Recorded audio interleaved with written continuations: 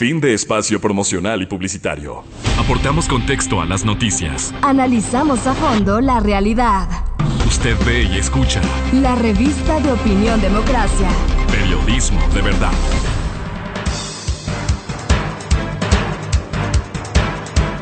Estamos de regreso y ahí quiero saludar al señor doctor Santiago Acurio, vicepresidente de la Asociación de Ciberseguridad. Santiago, buenos días, bienvenido. Bueno, el Ecuador un poco se entera y dice, han hackeado nada menos que a la CNT. ¿Qué nomás significará eso? Luego el gerente encargado ha dicho que no hay, que sí que están investigando, que hay un hackeo, que no hay el uso, que no se han llevado información sensible. Entonces, Santiago, ahí uno se pregunta es, ¿qué? Y le pregunto incluso al catedrático, no solo a la ciberseguridad, ¿qué nomás resguarda la CNT? Y uno puede encontrar que en las bases de la CNT hay un montón de información. ¿Qué podrían haber hackeado y cómo se puede conseguir que esto se haga un seguimiento? Bienvenido, Santiago, buenos días. Buenos días, Francisco, gracias por la invitación. Bueno, es un tema un poco complicado y un tema preocupante que en este caso al proveedor número uno de telecomunicaciones del Ecuador haya tenido un acceso no autorizado. En este caso, el hackeo es la primera parte de lo que hace un atacante, porque generalmente el atacante no es que solamente ingresa a ver qué nomás hay, ¿no es Una cierto? Ellos dirección, ya hacen pues. un análisis. Claro, hacen un análisis de qué información, de qué situaciones ha sucedido. Entonces aquí este hackeo, más también de lo que se ha escuchado, parece que ha habido un ataque de un ransomware. Ransomware en este caso es un código malicioso, es un malware que se utiliza. Ransom viene de ransom en inglés, es rescate, y software, o sea, es un programa informático malicioso que se descarga en las computadoras o en los servidores de las computadoras, y lo que hace es cifrar la información. Cifrar la información haciéndole, en este caso, al dueño y propietario inaccesible esa información Es si es lo que que no se suele, paga un perdón, rescate. Santiago, o sea, es lo que dicen es un secuestro de esa información.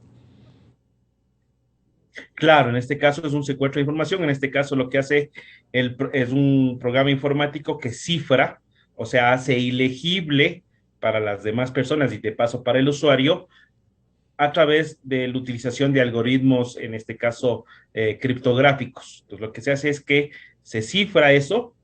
Los atacantes le mandan un mensaje y le dicen, vea, usted tiene dos opciones: o nos paga esto y nosotros le damos la clave para desencriptar la información, o usted después de esa información la pierde, o nosotros la publicamos, la hacemos pública en la, Ujú. en la web profunda, en la dark web. Entonces, ahí estaba la situación. Entonces, de lo que escuchamos ayer al gerente de CNT, dice que esto ha sido superado, supuestamente, ha sido superado. Hay que ver qué más información hay. Se ha puesto una denuncia en la fiscalía. Claro, en la fiscalía esto ya está en indagación previa, pero hay que tener en cuenta que desde el 21 de mayo está vigente la Ley de Protección de Datos Personales, y la Ley de Protección de Datos Personales obliga a todas las instituciones públicas y privadas, A tener ahí la base. de que si tienen algún incidente relacionado con la protección de datos personales, tienen que notificar. Tienen que Ya. notificar. ¿A quién tiene que notificar? Al ECUCERT, al CECIRT ecuatoriano, al Centro de Respuesta a Incidentes ecuatoriano, que es del ECUCERT. No sé si la CNT ya habrá notificado al ECUCERT. El ECUCERT también, en este caso el CNT, tiene que notificar a las personas, ¿no es cierto?, a las personas jurídicas o naturales que pueden ser, en este caso, su información personal o su información, en este caso, de que está puesto o confiada a la CNT como proveedor de servicios, ha sido comprometida. También tiene que notificar, es una obligación legal, que si no cumple la CNT con esa obligación legal, también le pueden caer en este caso. Claro, el problema es que todavía no tenemos la Superintendencia de Protección de Datos Personales, pero ya Ya. debería, en este caso, ya irse implementando esta agencia, que es la que va a poder resguardar y la que le va a exigir a todas las instituciones públicas o privadas este principio de seguridad proactiva que tienen que tener todas las empresas, cuando se trata de protección de datos personales, de la Santiago, información de nosotros los ecuatorianos. estos datos personales que además como un gran éxito se hablaba antes del 21 de mayo de que en la CNT se iba a resguardar, ese iba a ser una especie del depositario de todos los datos de todas las instituciones. Además, si usted nos dice tiene que notificar, lo que se podría entender es que este hackeo no llegó a partes sensibles de eso, pero claro, ahí viene esta calificación subjetiva. ¿Qué nomás entenderán por sensible en la CNT? Las direcciones de las casas. Lo que pasa es que, claro, o sea, el tema es que tiene que haber un poco más de transparencia, porque aquí lo que hay es opacidad por parte de, por ejemplo, la CNT, de no decir todo lo que sucedió, porque, a ver, este tipo de situaciones le pueden pasar a todas las empresas, sean públicas o privadas. O sea, uno no puede garantizar 100% la seguridad, ya, porque tendría un costo infinito. Pero es la oportunidad para justamente empezar a crear esta situación. O sea, esto va a ser un conocimiento valioso para otras empresas, para otras instituciones del Estado, para que no sufran este tipo de problemas. O sea, identificar cuáles son los vectores de ataque, cómo se comprometió la información, qué no se pudo prevenir o qué no se pudo, en este caso, detectar como una amenaza. Entonces, es lo que se llama gestión del riesgo. Entonces, eso hay que empezar a hacerlo. Hay que empezar a hacerlo, esta gestión del riesgo, para tener un sistema, en este caso, que garantice por lo menos el mínimo de daño cuando hacen estos ataques. O sea, tener, por ejemplo, ya toda una política de recuperación del negocio, ¿no es cierto? Ser resiliente a estos problemas, a estos daños cibernéticos, pero eso requiere justamente de la aplicación de políticas, de aplicación de buenas prácticas, que es lo que trae ahora la ley de protección personales, este principio de seguridad proactiva. Entonces, eso es lo que necesitamos, es una oportunidad. Esta es una oportunidad para que nos garanticen esa seguridad. Si no, hay que tener cuidado con el Estado que tenga nuestros datos. Pero ¿usted cree, Santiago, que, o podríamos decir, hay alguna posibilidad de que la CNT como institución y por lo tanto el Estado ecuatoriano esté este momento siendo chantajeado y por eso esta opacidad, esta falta de claridad para pagar una especie de rescate? ¿Hay esa posibilidad? Bueno, esa es básicamente parte de la situación, ¿no? Porque les dieron un tiempo para supuestamente, de acuerdo a versiones periodísticas, lo que tenían que pagar es $1 millón en bitcoins, ¿no? Entonces el tema es cuál es, por lo menos desde el punto de vista técnico o desde el punto de vista jurídico, es no pagar. Es no pagar. El Estado no debe pagar y no debe ceder a ese tipo de presiones, porque eso es alentar a los ciberdelincuentes a que sigan cometiendo estas infracciones. ¿Ya? Porque más, o sea, en este caso, más se gasta, o sea, ¿qué es lo que no se hace? No se invierte en la seguridad, no se invierte en el recurso humano, no se invierte en la protección tecnológica. Y se quiere ahora pagar $1 millón en bitcoins, o sea. Y ese $1 millón en bitcoin, al valor prioridad. Que está, sería como $58 millones de lo que se dice que se negocia. Pero claro, o sea, con eso, ¿no? Se solucionan muchos problemas, se solucionan en nuestro país. Pero tenemos un déficit económico tan grande. Claro, se puede tener un mínimo de seguridad, algo que nos anticipa que pueda pasar esto. Usted dice, si hay ya esta presión, no hay que pagar, pero con costos de acuerdo al país, digamos, se puede tener un mínimo de seguridad, Santiago. Claro que se puede tener un mínimo de seguridad. Es que lo que pasa es que las medidas tecnológicas son las últimas medidas que se pueden tomar.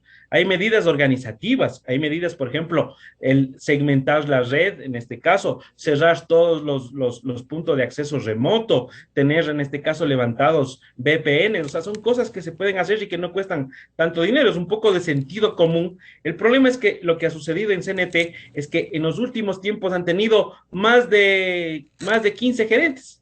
O sea, se han cambiado, ha habido rotación de personal, la gente no tiene una continuidad, no se pueden generar planes a largo plazo, entonces eso también ha socavado la integridad, eso también va contra la ciberseguridad y contra la seguridad que puede tener una de estas empresas grandes, que no exista, en este caso, una cabeza que les dirija en el tiempo, porque estas cosas son cosas que se hacen de mediano y largo plazo, entonces son cosas que tienen que hacerse, se tienen que implementar con el tiempo y con los recursos. Entonces, eso hemos visto que ha habido una inestabilidad. Entonces, el tema CNT no es un tema político, es un tema técnico. Entonces, tiene que ir gente que sepa del asunto. No pueden poner ahí político como botín para sacarle el dinero. Y en este caso, por ejemplo, ¿qué es lo que se reclama a veces? Que se hace este tipo de situaciones para luego vender a la empresa pública de telecomunicaciones. Hay que tener en cuenta que las telecomunicaciones vamos a decir, es parte sensible del Estado. Entonces no puede venderse, es un área no puede privatizarse. Es un área estratégica. Es un área estratégica, entonces no se puede privatizar. Lo que sí tiene que tener es una buena administración. Entonces ahí viene la política de Estado alineada, porque el presidente Moreno dejó aprobando la estrategia de ciberseguridad. Pues ahora lo que tiene que hacer el gobierno del presidente Lasso es revisar estrategia, ver si está muy bien en la estrategia y si no hacer los cambios necesarios e implementar esa estrategia de ciberseguridad. Ya tenemos la ley de protección de datos personales. Vamos con la ley, en este caso, la Estrategia Nacional de Ciberseguridad. Empecemos a implementar ese tipo de cosas. ¿Qué decía? Por ejemplo, ¿cómo se hace este tipo de investigaciones? Se requiere trabajo mancomunado de la comunidad internacional, porque a nuestro país no es el primero que le pasa esto. Pasó en Estados Unidos, pasó en Chile, pasó en Europa. Entonces empezamos a generar alianzas con los otros estados y generar esa base de conocimiento. Entonces nosotros no tenemos firmado, por ejemplo, el convenio de Budapest contra el cibercrimen. No tenemos firmado. No tenemos ningún acuerdo internacional, ¿no es cierto?, sobre el tema de delitos informáticos y de ciberseguridad. Entonces tenemos que ir hacia allá, empezar a avanzar en esta cooperación internacional para podernos nutrirnos, nuestros técnicos, que tenemos buenos técnicos, tenemos buenos técnicos que trabajan en la Asociación Ecuatoriana de Ciberseguridad, que tenemos en los grupos de las universidades, ese tipo de cosas. Esto, mientras el crimen es organizado, nosotros no lo estamos.